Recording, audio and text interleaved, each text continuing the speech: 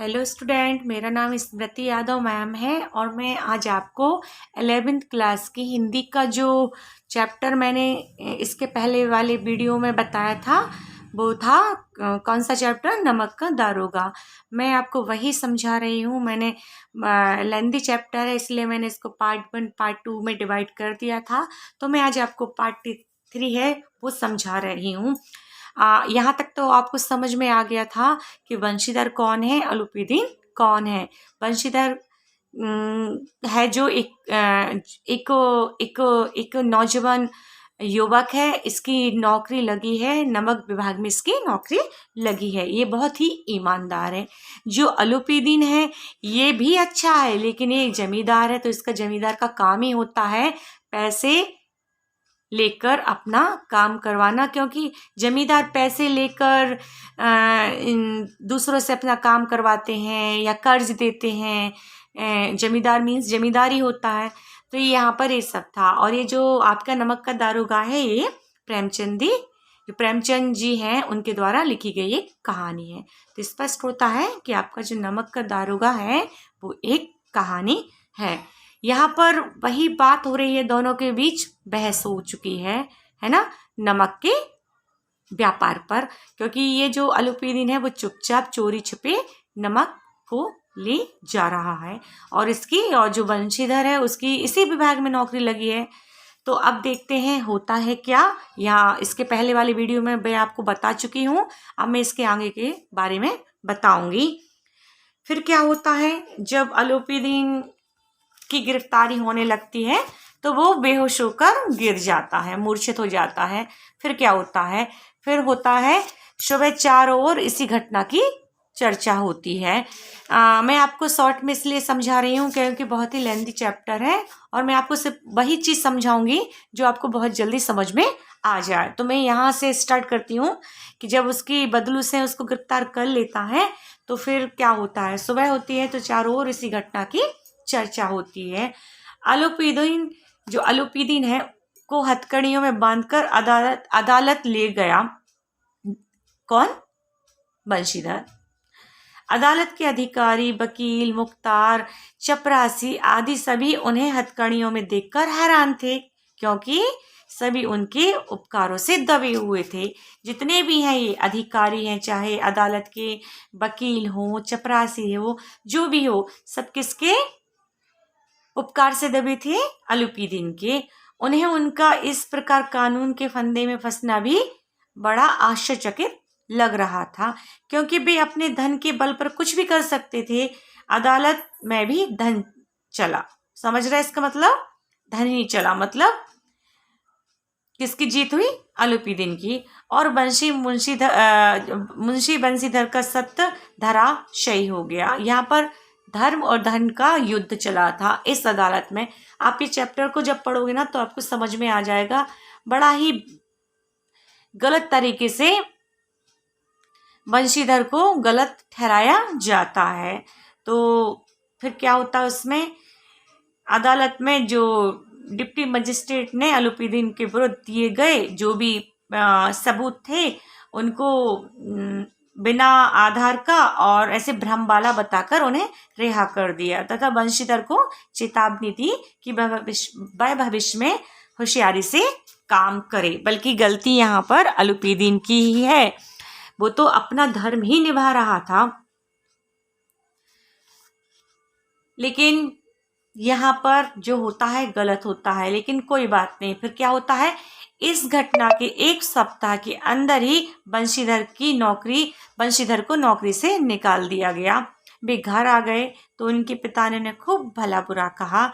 माता तीर्थ यात्रा पर जाना चाहती थी, उसकी कामना भी मिट्टी में मिल गई तथा पत्नी ने भी कई दिनों तक उससे ढंग से बात नहीं की, क्योंकि सबको लग रहा था कि ये नमक के विभाग में अच्छी नौकरी मिल गई है, इसको अच्छी ऊपरी कमाई होगी और हम सब ऐश करेंगे। लेकिन ऐसा कुछ नहीं, क्योंकि वह बहुत ही सच्चा इंसान था।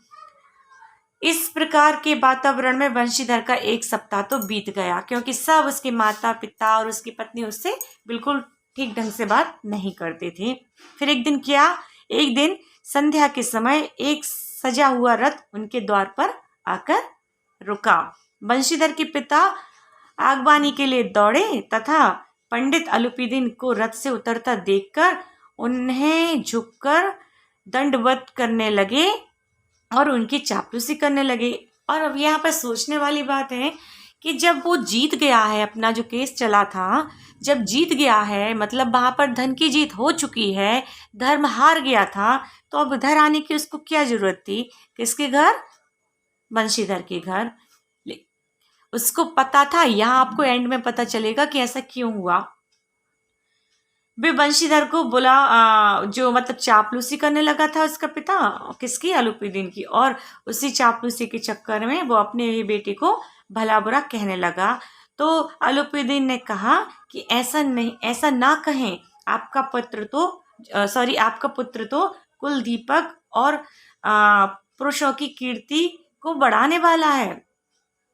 वह तो धर्म का मार्ग पर चलने वाला व्यक्ति है, जो धर्म पर अपना सब कुछ निछावर कर सकता है।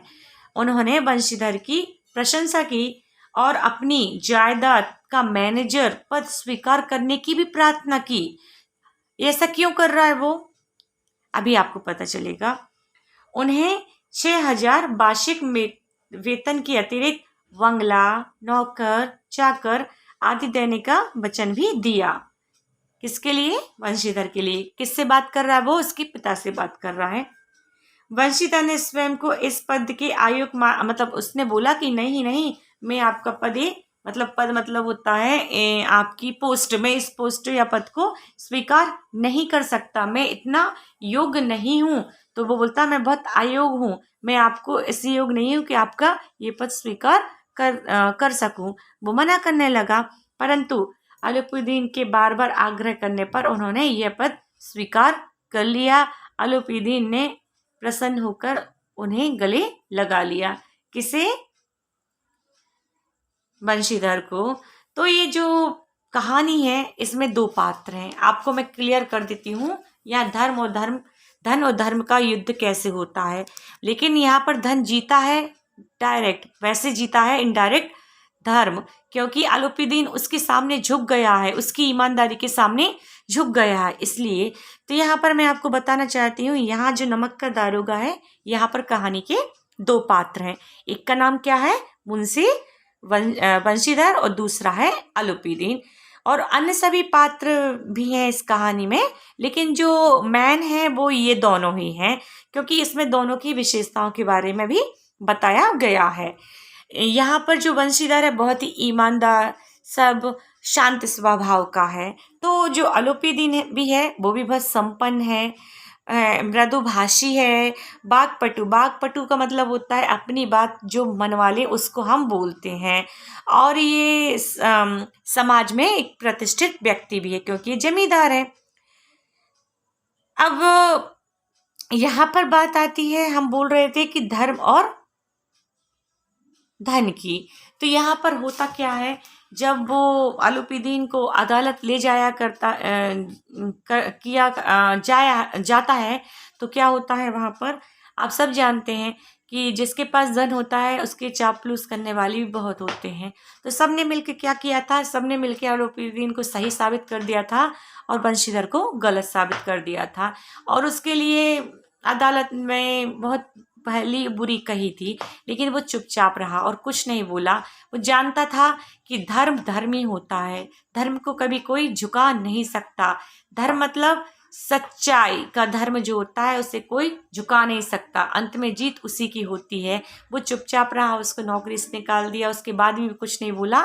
तब अलूपीदीन को एहसास हुआ कि मैंने इस सच्चे व्यक्ति का बुरा किया है, इसीलिए वो उसके घर जाता है और उसको सम्मान दिलाने के लिए उसे उस नौकरी का मतलब उसके ही घर में जो मैनेजर का पद है उसमें नौकरी के लिए उसे करने के लिए बोलता है।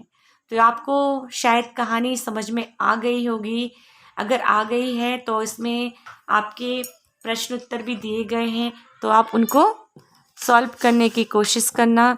अगर बहुत ही अच्छा चैप्टर है, अगर ध्यान से इसको पढ़ोगे तो आपको बहुत ही अच्छा लगेगा। ये आपके प्रश्न उत्तर हैं, इनको आप पढ़कर कोशिश करना कि बन जाएं। और कुछ ग्रामर भी रहती है जो मैं आपको समझाऊंगी। भाषा और बात भी है वो भी आपको समझाऊंगी। और यहाँ पर कुछ शब्दार्थ दिए हैं, तो ज़रा आप इनको देख लेना, क्योंकि आप इनको देखोगे तो इनके अर्थ आपको बहुत अच्छे से समझ में आ जाएंगे। तो आज के लिए इतना ही। इसके बाद मैं आपको नेक्स्ट चैप्टर समझाऊंगी। आज तो आपके लिए थैंक यू।